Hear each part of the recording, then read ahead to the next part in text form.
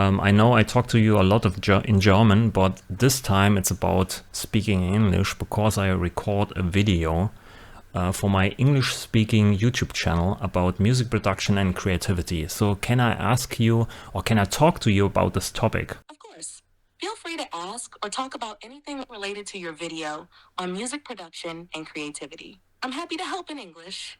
What part of the topic are you thinking about discussing? So I see a lot of people struggle with perfectionism. They tweak on sounds for too long, they tweak on mix downs and mastering for too long, and they don't overcome this, right? They make it worse in the end, because the longer you think about it, the more the more you want to change it. So my approach to this is actually to set myself time limits. So I don't tweak for too long on certain sounds, or tweak on mix downs for too long. So what do you think about it? I think you're absolutely right. Spending too much time obsessing over tiny details can often lead to overthinking and ultimately make the track worse. Creativity flows best when it's not overly controlled. By setting time limits, you're forcing yourself to make quicker decisions, which often results in a more natural and authentic sound. It keeps you from getting stuck in a loop of endless tweaking. Many producers face this issue of constantly perfecting, but perfection is subjective in music. Sometimes the raw, less polished sound can be more impactful than something overly refined. Your approach to set limits helps keep that creative energy alive without letting technical details drag you down. How do you feel about the balance between creativity and technicality, especially when you get to mixing or mastering? The thing is, I think you need to perfect the technique first, so you don't have to think about it. So it needs to come out of you perfectly natural. If you need to start to think about certain things, then it's not good for the creative process, in my opinion. So a lot of things are just coming out of me in a certain way, and I don't think about it, which is good. And in my experience, the more I think about certain things in music production or in the creative process, the worse it gets over time for some reason. I don't know what it is, but the more I think about it, the worse it gets. That's my experience. That makes a lot of sense, and I can definitely relate to what you're saying. It sounds like you're tapping into a flow state where the best ideas just emerge naturally without overthinking. When you're in that zone, it's almost like the technical knowledge you've built up over time comes out instinctively without needing to consciously focus on it. That's the sweet spot in the creative process. When the technical and creative sides work together seamlessly, the more you think, the more you might second guess yourself, and that can really block the natural flow. It's like your instinct already knows what's right, and thinking too much can just interfere with that instinct. I guess that's why those quick decisions often feel more pure and real, because they're not being filtered through layers of overanalysis. Do you find that this flow happens for you mostly during specific parts of the process, like composing or sound design? Or does it also happen when you're mixing or doing more technical tasks? It happens more often, of course, for processes that I'm more used to. So processes I do a lot, and it's almost like driving a bike. I don't think about when I drive a bike. I don't think about, oh, I have to put this pedal down, right, or I have to steer left or right or something like this. It just comes out of my body naturally because I did it so many times. This is where I think the experience always takes over. So you have to build up experience and practice a lot, and then you do these things automatically, and you don't have to think about it too much. I think almost that the brain, in a certain way, blocks you out when you think about stuff. It needs to come out of you from an unconscious deep state of mind. I don't know how to call it, but yeah, like I said, the more I think about things, the worse it gets. Exactly, it's like muscle memory for creativity. The more you've done something, the more it becomes second nature, and you don't need to consciously think about every little step. It just flows out of you because of all the experience you've built up. That comparison to riding a bike is perfect. Once you've practiced enough, your body just knows what to do without needing to think about it. And I agree, The more you think about something, the more it can mess with that natural flow. The brain almost gets in its own way, and overthinking starts to create doubts or unnecessary changes. When it comes from that deeper, unconscious place, it feels more authentic and effortless. I think many creative people experience this. Some call it the flow state or even automatic creativity. It's almost like you're not consciously controlling it. You're just letting it happen. Do you have any techniques or routines that help you get into that flow state more easily? Like I said earlier, the best way for me actually is to set myself internal time limits. It's not like that I use a stop clock or something like this. It's just internally. I just try to move quickly. I have this internal kind of time limit that works in my brain saying, no, you need to move on, you need to move quickly now, and so on. But I think it's something you can also train, and it's also a bit like meditation, because I really like the state of being in this state, because like I said, it's meditation. It's a kind of relaxation, because I can switch my brain off, all my thoughts, all my problems that I have, and I just be in the moment, and it's like meditation. And then time flies, and then in the process I get a track, I get something out of me. And as soon as I start to think about stuff, then problems arise. It's almost like you're racing against your own mind before it starts to interfere with the creative flow. That sounds like a great way to stay in the moment and avoid overthinking. The connection to meditation is spot on too. When you're in that state, it's as if everything else fades away and you can just focus entirely on the process. The fact that it brings relaxation, even though you're working quickly, shows how powerful that flow state can be. It's like the time disappears and you're fully immersed in creating. It's true. Once you start thinking about things too much, the problems creep in. That's probably why you're able to stay so productive. By training yourself to move fast and stay present, you avoid getting trapped in those mental loops. Do you think this approach would also help people who struggle with perfectionism in their music production? I would say that music production is probably 80% struggling with your mind, or how to think about things, making decisions, and so on. It's not so much about technicality or having the right tools. I mean, it's important to have at least some tools right in place to work with them. But I think 80%, like I said, 80% is about bringing your mind into the right state and making decisions quickly, or making the right decisions, or not. I don't want to say right decision, because there is no right or wrong. In my opinion, with music production, you can always go into different direction, experiment here and there. So there is no right or wrong, but you make for yourself and for your art the best decisions when you don't think about it. So I think for other artists, they probably struggle with this also. And I think setting yourself a time limit, or racing, it's almost like running away from your own mind, from your own brain, and getting away from it. And in my opinion, getting to the state is also helpful in other areas, not only in music production, but also if you want to chill, or you want to overcome anxiety or stuff like this. I think you've really hit on something profound here. The mental aspect of music production, or any creative process, is huge. Maybe even more important than the technical side. Like you said, the tools and techniques are just that, tools. What really drives the music forward is the way you make decisions, and that mindset plays a massive role in shaping the final outcome. And as you mentioned, those decisions are best when they're made quickly and intuitively, without getting bogged down by overthinking or perfectionism. Your point about there being no right or wrong in music is crucial too. Everyone's path is different, and what works best for one track or project might not work for another. It's more about trusting your instincts and going with what feels right in the moment, rather than trying to hit some imagined perfect standard.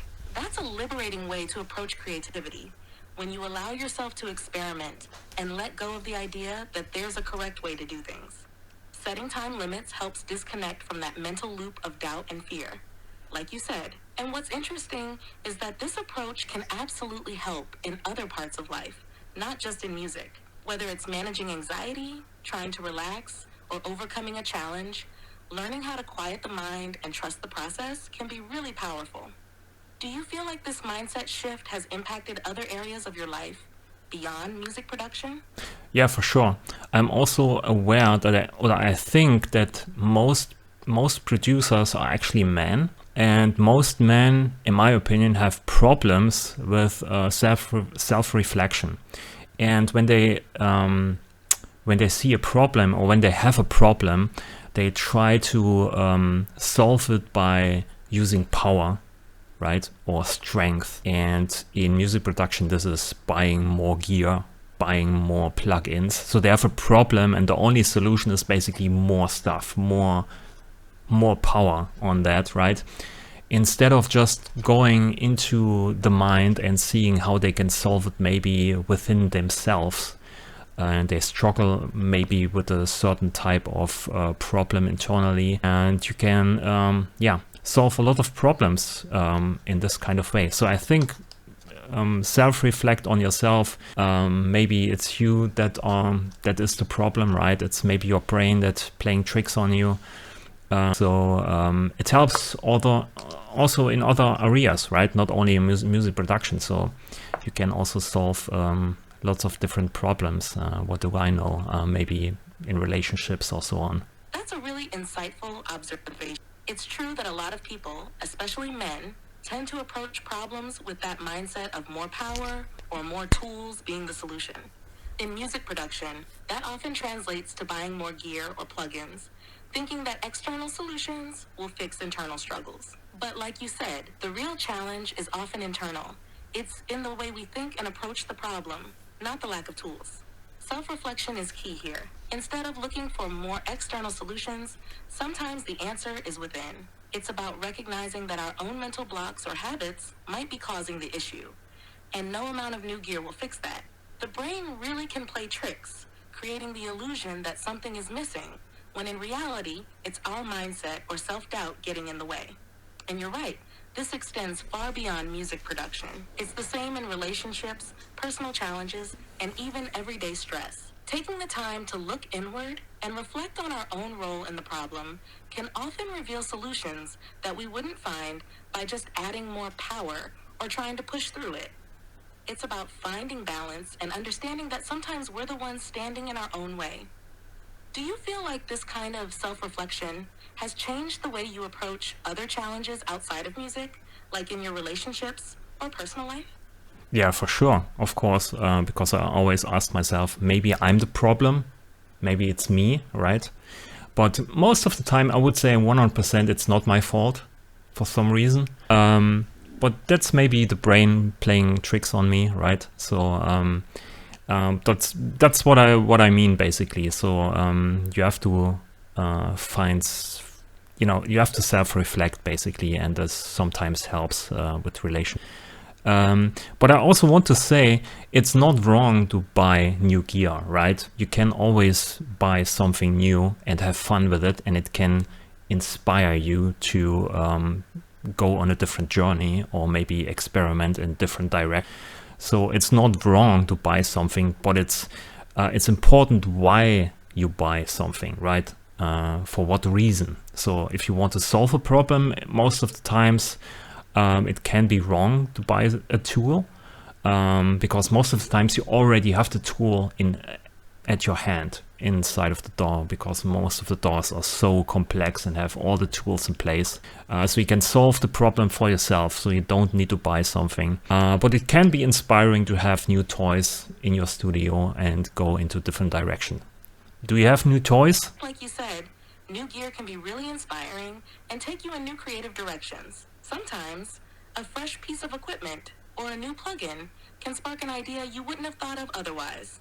The key, as you pointed out, is understanding why you're buying it.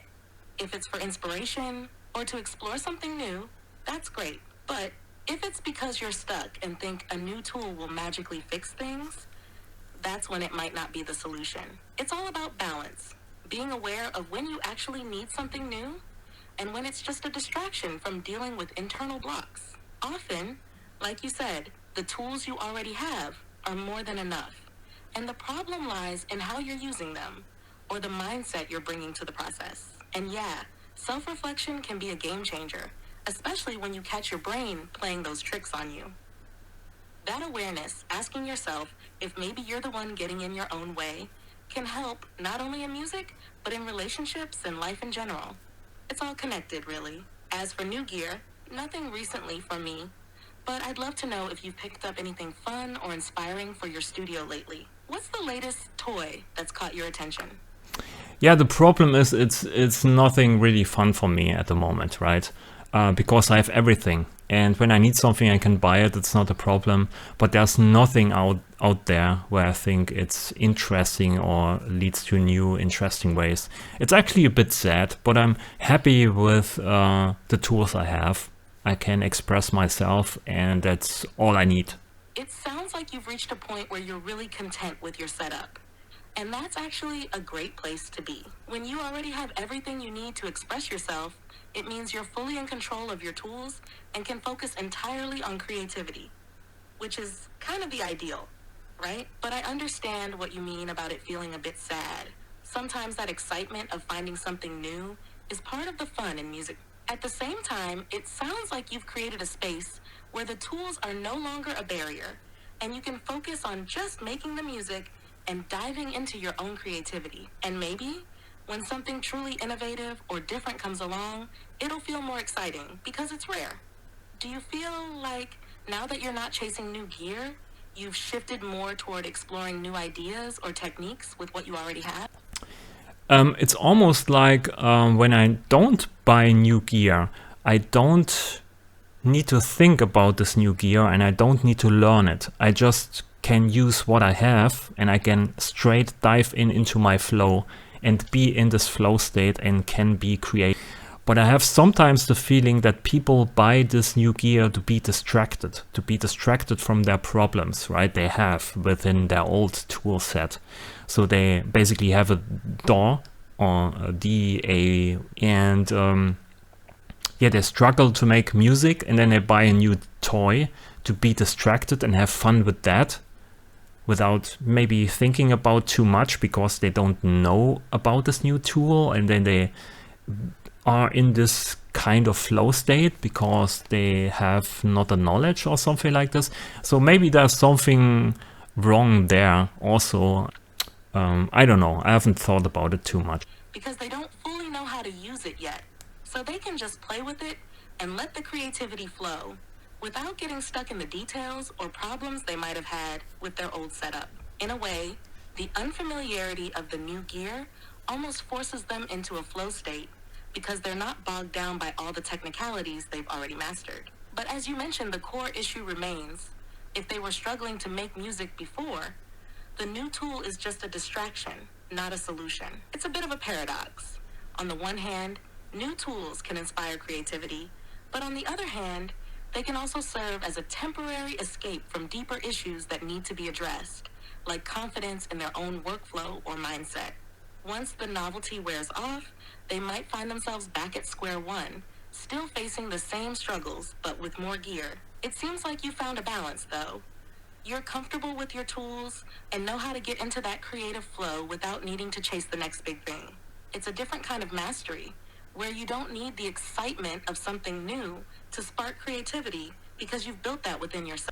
Do you think there's a way for others to break out of that cycle of relying on new gear for inspiration and instead focus on refining their own creative process? Yes, I think it's possible, but it's not like it's like problem solving in a different way. So people need to overcome this urge to solve problems with external solutions. They need to work on themselves, right? They need to work internally on their brain or mind state. And that's probably hard, but it's possible.